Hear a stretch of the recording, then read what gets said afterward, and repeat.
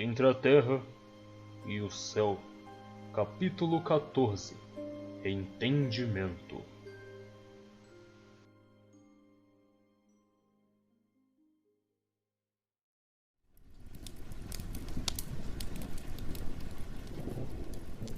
Antonina, modificada, esfregava os olhos como quem não desejava acreditar no que via, mas, resignando-se à evidência, continuou.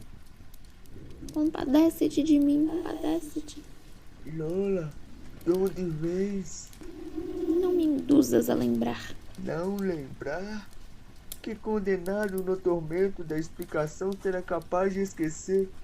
A culpa é um fogo a consumir-nos por dentro.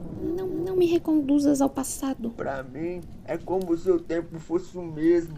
O enfermo não tem horas diferentes. A dor paralisa a vida dentro de nós.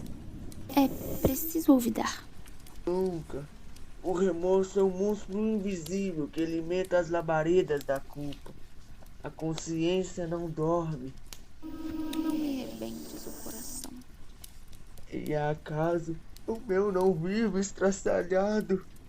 O diálogo prosseguia comovente e Antonina, genuflexa, explodindo em angustiosa crise de lágrimas, implorou com mais força. Não golpeis minhas feridas mal cicatrizadas. Não se rouba ao devedor o ensejo de pagar. Entretanto, por ti, enredei-me no crime. Amei-te e perdi. Trazia-se nos olhos a traição disfarçada. Oh, Lola, por quê? Por quê? E ante ao doloroso acento com que essas palavras eram pronunciadas, a pobre mulher suplicou mais triste. Leonardo, perdoa-me.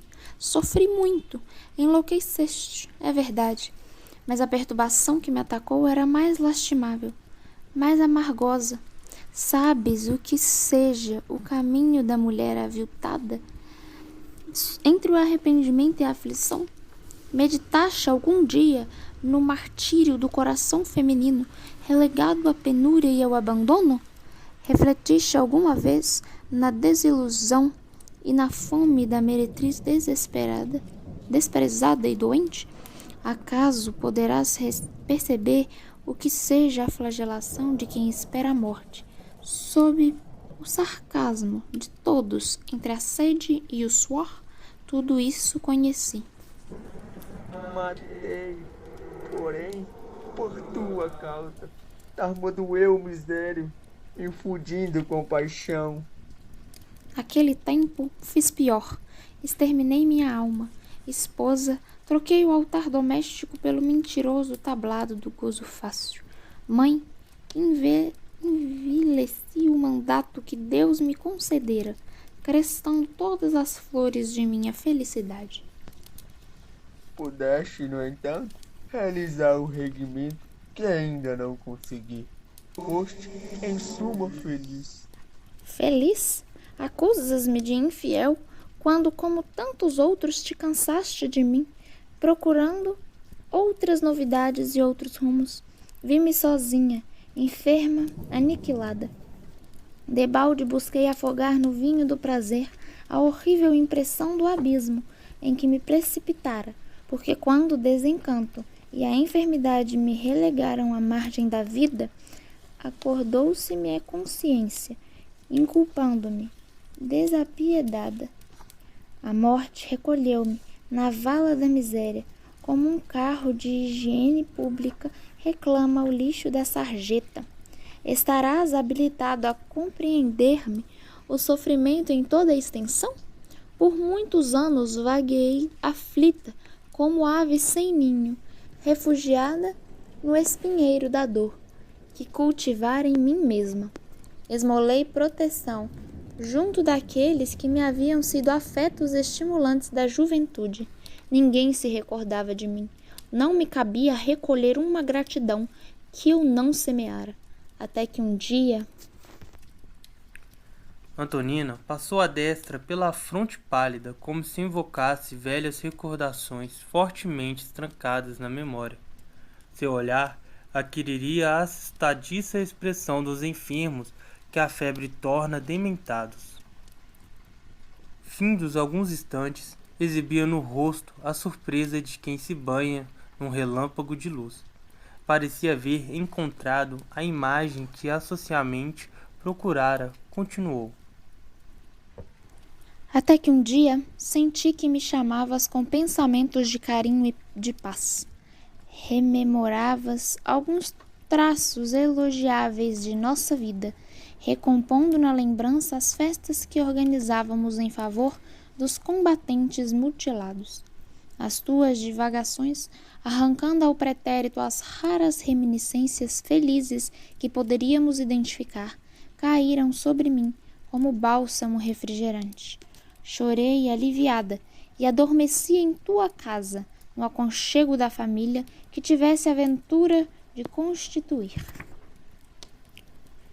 Interrompeu-se Antonina, figurando-se-nos incapaz de prosseguir recordando. Via-se que esbarrara com insuperáveis impedimentos íntimos.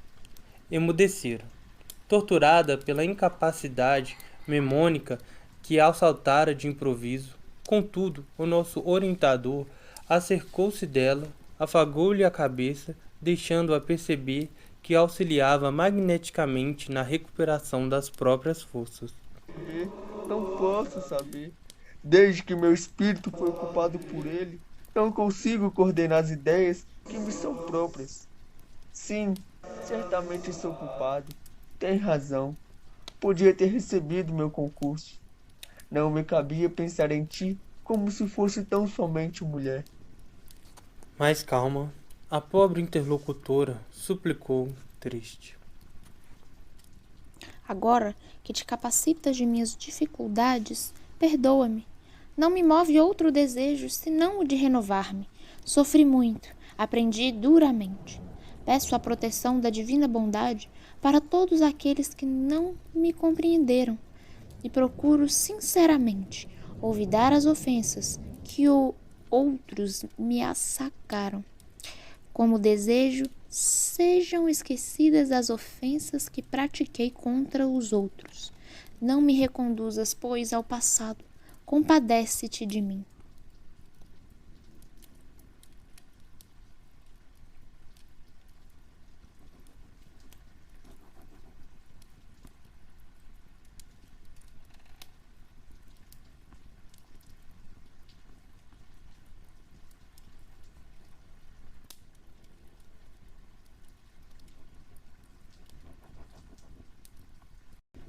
Encontram-se ambos imobilizados, em certo momento do pretérito, no encontro provocado por influência magnética.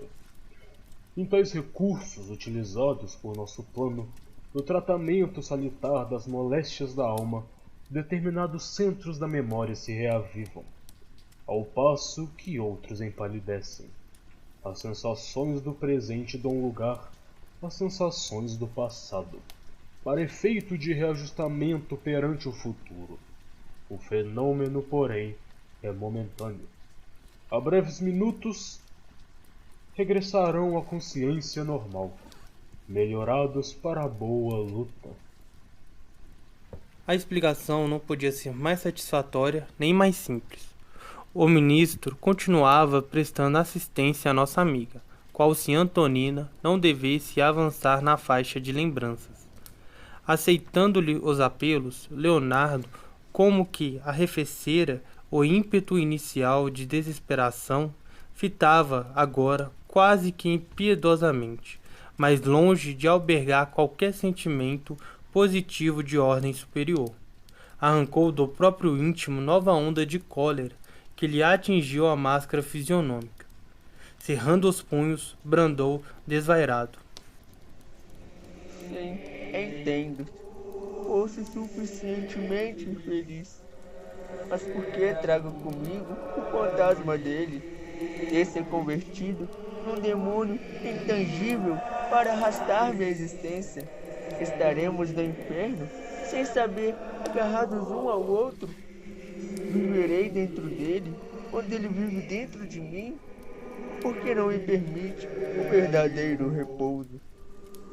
Se procuro dormir, despertar-me, cruel. Se tento olvidar, agigantece-me no pensamento. Desequilibrado, Pire ergueu para os tetos os punhos retessos, ensaiou alguns passos no recinto estreito e passou a clamar. Esteves, homem ou diabo, onde estiver, em mim ou fora de mim, corporifica-te e vem. Estou pronto, acertemos a diferença. Vítima ou carrasco apareça, que meu pensamento te encontra e te traga. Que as forças do nosso destino nos reúnem, enfim, corpo a corpo. Alguns instantes decorreram quando fomos surpreendidos pela entrada de nova personagem na sala. Era um homem de seus 35 anos presumíveis, que se abeirava de nós, igualmente fora do vaso físico. Passeou no recinto esgazeando o olhar, dando-nos a impressão de que não nos percebia a presença. Ofegante e contrariado, qual se estivesse ingressando ali, constrangidamente deteve-se apenas na contemplação de Leonardo e Antonina, reconhecendo-os estarrecido e agoniado. Clarencio, junto de nós, informou prestimoso. Sob a positiva invocação de Leonardo Esteves, parcialmente liberto pelo sono, comparece ao desafio. O repouso noturno favorece tais entendimentos pela atração magnética mais intensivamente facilitada, quando o envoltório de matéria densa exige recuperação. Notamos que os 3 protagonistas da cena que se improvisaram jaziam repetidamente hipnotizados com a vibração de assombro e desespero. Leonardo, porém, dando um salto de retaguarda, brandou. Agora sim, vieste mesmo. Beijo-te fora de minha cabeça, vejo-te como és. Liquidemos nossa conta. Risca-me dentre os vivos, ou eu te riscarei. Piedade, piedade. Pires, no entanto, parecia não ouvi-la, sob o olhar de Esteves que observava, com visível repugnância. Semi-apavorado e pondo-se em guarda, sacudida pelas próprias reminiscências, o recém-chegado respondeu agressivo. Conheço-te e odeio-te, assassino, assassino! Engalfiar-se-ia, sem dúvida, com animais enfurecidos, mas o nosso orientador interferiu de imediato, imobilizando-os prontamente. Tocado pelo ministro, Esteves enxergou-nos e, surpreendido, aquietou-se. Clarencio confiou a nossa vigilância e, dirigindo-se a Leonardo em voz segura, concitou. Meu amigo, extirpa da mente a ideia do crime. Achas-te cansado, enfermo, receberás a medicação de que necessita. Num átimo, ausentou-se e regressou, trazendo ao recinto 2 amigos de nosso plano, os quais transportaram Leonardo semiconsciente para um santuário de reajuste em que mais tarde nos receberia assistência. Em seguida, nosso instrutor acomodou Esteves na poltrona singela, recomendando-lhe esperar-nos.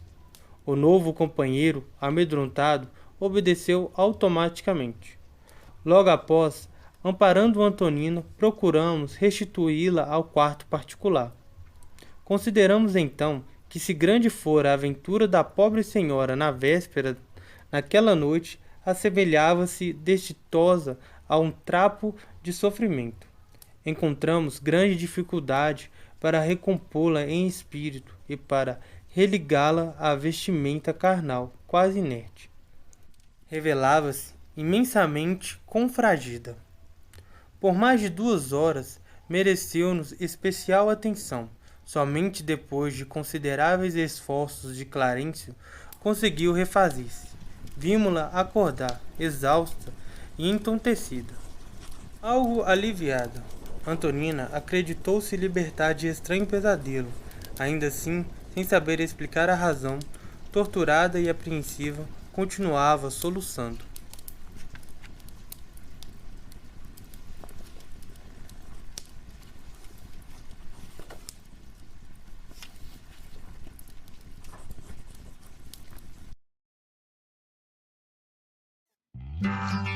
Comissão de Artes Regional Nordeste, Comissão de Artes.